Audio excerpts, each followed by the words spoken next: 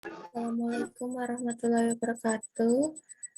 Di sini kami dari kelompok 1 ingin mempresentasikan tentang materi kami yaitu Industri 4.0 yang terdiri dari anggota kelompok kami yaitu yang pertama Dina Gias Nurul Fitri, yang kedua Fanifa Akila Ulfa, yang ketiga yaitu Andi Suhastra, yang keempat yaitu saya sendiri Lili Sivalviana, yang kelima yaitu Nurul Fitriani.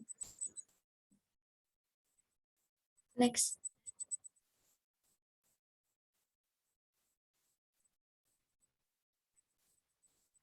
Untuk selanjutnya akan saya presentasikan yaitu perkembangan revolusi industri. Revolusi industri merupakan suatu perubahan besar yang cepat dan radikal yang mempengaruhi corak kehidupan manusia.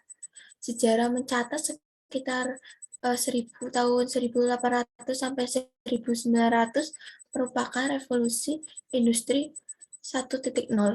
Inggris merupakan negara yang mempelopori terjadinya revolusi industri. Saat itu secara politik Inggris memiliki masyarakat yang stabil dan merupakan negara kolonial terbesar di dunia.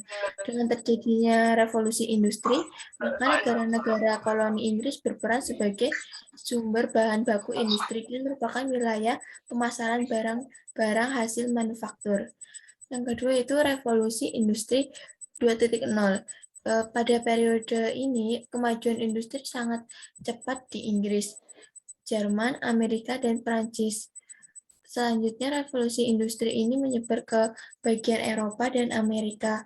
Revolusi 2.0 ini merupakan kelanjutan yang tidak terpisahkan dari revolusi industri sebelumnya, yaitu revolusi industri 1.0 yang terjadi pada abad 18. Next. Selanjutnya itu revolusi industri 3.0. Jika revolusi industri 1.0 ini merupakan adanya penemuan mesin uap dan revolusi industri 2.0 itu ditandai dengan adanya listrik, maka revolusi industri 3.0 itu ditandai dengan adanya perkembangan teknologi informasi dan penggunaan elektronika yang menggunakan otomatis produksi. Revolusi industri 3.0 ini lahir sekitar tahun 1970-an dan muncul sebagai perubahan yang sangat signifikan di dunia. Selanjutnya yaitu revolusi 4.0, di mana revolusi ini ditandai dengan konektivitas manusia, data, mesin, dan bentuk virtual yang dikenal dengan cyberphysical yang terjadi pada tahun 2000-an awal yaitu pada era industri 4.0 ini pergeseran tren inovasi ke arah teknologi digital. Di era revolusi industri 4.0 memungkinkan otomatis semua bidang mencapai produktivitas secara efektif dan efisien. Seperti yang kita ketahui pada perkembangan revolusi industri 4.0 di mana manusia itu banyak digantikan dengan mesin-mesin secara otomatis. Seperti itu. Selanjutnya akan dipresentasikan oleh teman saya. Baik, nama saya Andi Suhastra dengan NIM 18 10 Saya akan menjelaskan tentang perkembangan revolusi industri 4.0 Indonesia. Perkembangannya salah satunya yaitu di posisi Indonesia. Yang pertama, menurut Mahinka pada tahun 2012, yaitu dalam laporan hasil penelitian McKinsey Global Institute atau MGI, mencatat bahwa pada tahun 2010 Indonesia itu berada di peringkat 13 dari 15 negara yang ekonominya ditopang oleh sektor manufaktur, naik dari peringkat 20 di tahun 2000. Yang kedua, di Indonesia, industri akan terimbas dampak industri 4.0 bukan hanya industri manufaktur, elektronika, dan otomatis saja, namun juga industri kesehatan dan bioteknologi. Dengan dampaknya yang sangat luas bagi kualitas kesehatan seluruh rakyat Indonesia, implementasi industri 4.0 di industri kesehatan dan bioteknologi tidak dapat dianggap ringan. Bioteknologi merupakan dasar dalam semua proses bioterapi bermacam seperti obat-obatan. Kayak gitulah. Bisa diperhatikan di tabel 4.1 dengan parameter meningkatkan ekonomi Indonesia yaitu MGI pada 2016, di mana peringkat ekonomi dunia pada tahun 2016 itu peringkat 6, kemungkinan estimasi pada tahun 2020 peringkat 7. Parameter potensi konsumen pada tahun 2016 40 juta, estimasi di tahun 2030 itu 130 juta. Parameter demografi GDP pada tahun 2016 53% PDDK kota menghasilkan 74% GDP. Sedangkan estimasi pada tahun 2020 71% PDDK kota menghasilkan 86% GDP. Untuk parameter kebutuhan tenaga kerja yang terampil pada tahun 2016 sebesar 55 juta. Sedangkan 2030 mengestimasikan sebesar 113 juta. Untuk nilai pasar sendiri itu 0,5 USD triliun. Sedangkan estimasi pada tahun 2020 itu 1,8 triliun USD. Untuk sektor jasa pertanian, perikanan, sumber daya alam dan pendidikan. Bisa disimpulkan bahwa dari tahun 2016 itu mungkin naik pada tahun 2020 di tabel setelah BPPT. Next.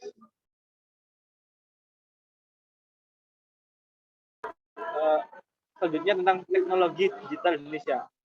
Untuk perkembangan revolusi 4.0 di Indonesia sendiri termasuk teknologi juga. Yang pertama, jumlah waktu yang digunakan pengguna internet di Indonesia jauh lebih waktu yang digunakan oleh penduduk Amerika.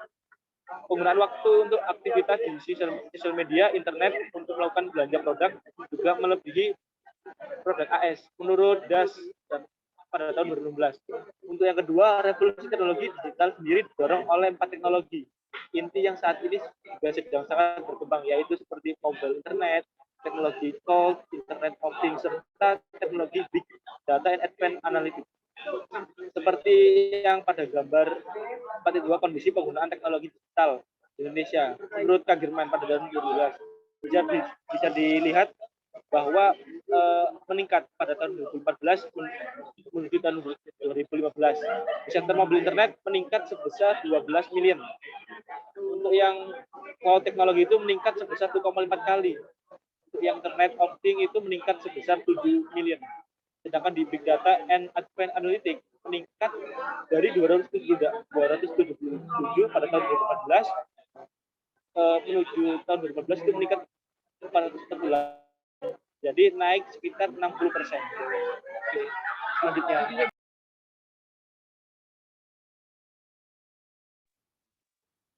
Selanjutnya, apa sih tujuan industri 4.0 ini? Tujuannya yaitu untuk menekan biaya produksi secara besar-besaran, namun tetap mampu meraih target produksi dengan cara meminimalisir penggunaan tenaga kasar manusia. Lalu menggantinya dengan teknologi yang ada, di mana pola ini telah menjadi tren dan diberlakukan secara merata di hampir seluruh dunia, di mana revolusi industri 4.0 ini merupakan tahap lanjut dari 3 tahapan revolusi industri yang terjadi sebelumnya. Masing-masing revolusi industri ini melibatkan kehadiran beserta kesadaran pemanfaatan teknologi. Di tahap revolusi industri 4.0 ini, teknologi dan informasi semakin memainkan peranan yang sangat penting. Next.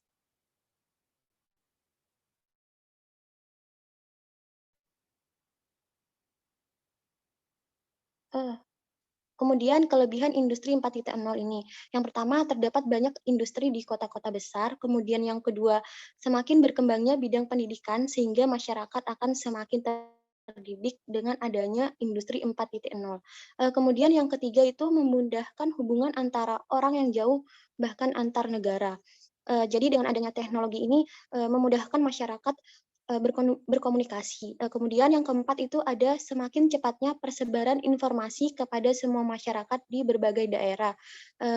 Yang terakhir, semua komponen di dalam suatu wilayah bisa semakin ikut berkontribusi untuk kemajuan bersama. Next.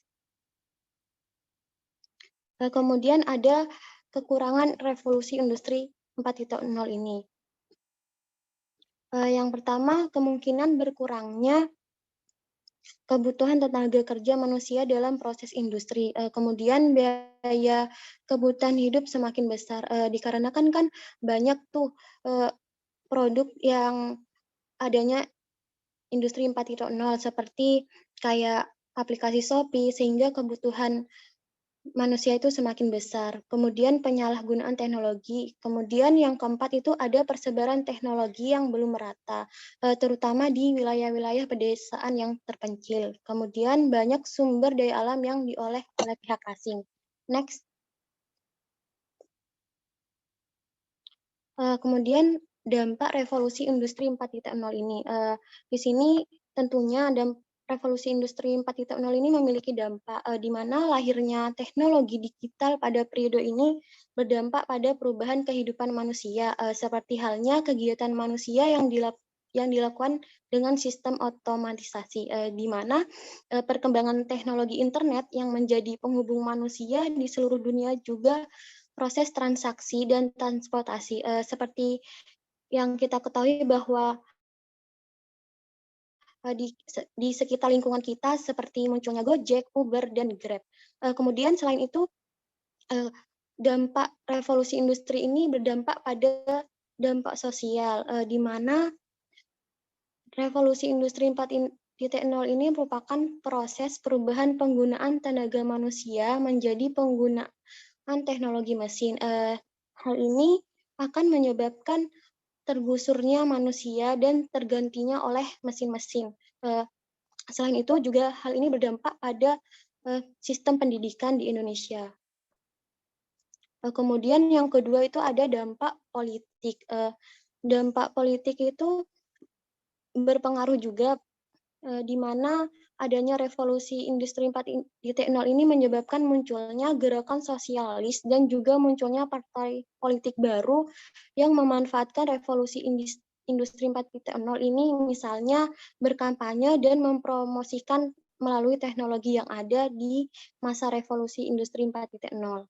Kemudian yang terakhir itu ada dampak ekonomi, di mana dampak ini sangat besar karena adanya revolusi industri 4.0, seperti mempercepat jumlah produksi suatu perusahaan karena dibantunya oleh teknologi mesin. Selain itu, adanya industri 4.0 ini, perusahaan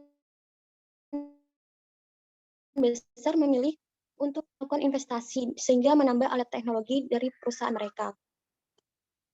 Next. Selanjutnya akan dijelaskan oleh teman saya. Selanjutnya yaitu tantangan industri 4.0, yakni dalam bidang ekonomi dan bisnis. Yang pertama yaitu hubungan brand, customer yang sudah lebih dari sekedar hubungan. Nah, jadi dengan adanya industri 4.0 serta kemudian untuk menggelar acara lewat internet, maka hubungan antara brand dengan customer sudah bukan lagi sebagai jual beli. Akan tetapi ada suatu komunikasi yang lebih yang perlu dibangun guna meningkatkan loyalitas dari pelanggan itu sendiri. Nah, pendekatan personal seperti ini dilakukan dengan cara memberikan nilai tambah, bertukar pendapat menjadi yang lebih penting dibandingkan dengan sebuah layanan customer service melalui telepon. Lalu yang kedua, terlalu mudahnya mendapatkan exposure. Nah, jadi sejak adanya digital marketing industry 4.0, mendapatkan exposure dari calon pelanggan baru bukanlah masalah. Hal ini tentu membuka peluang sekaligus tantangan karena hal ini terjadi juga terhadap kompetitor. Yang ketiga yaitu bahaya blunder sewaktu-waktu. Jadi sudah tidak terhitung berapa banyak perusahaan yang melakukan blunder di sosial media. Entah hal itu karena kesalahan merespons suatu fenomena sosial atau karena kesalahan dari tim internal mereka sendiri. Jadi, blunder yang dilakukan oleh brand tidak semudah itu tersebar ke publik. Mengingat minimnya akses untuk berbagai konten ke masyarakat luas, ada beberapa aksesnya. Yang terakhir yaitu bidang bisnis yang semakin beragam. Berkat adanya internet di era revolusi industri 4.0 ini, kehadiran teknologi industri di berbagai bidang mulai menjamur dan bahkan mengancam berbagai bisnis yang sudah ada di masa lampau. Contohnya saja kehadiran ride hailing yang mengancam industri transportasi konvensional. Nah, perkembangan ini sebenarnya bisa ditangkap sebagai peluang juga. Akan tetapi tidak sedikit perusahaan yang berhasil mengembangkan sayapnya karena mereka bisa memadukan perkembangan teknologi dengan bisnis yang mereka jalani. Next.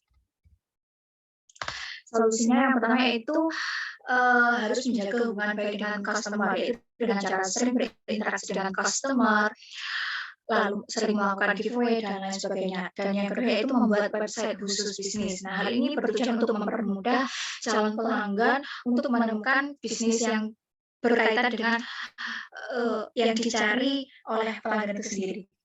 Next.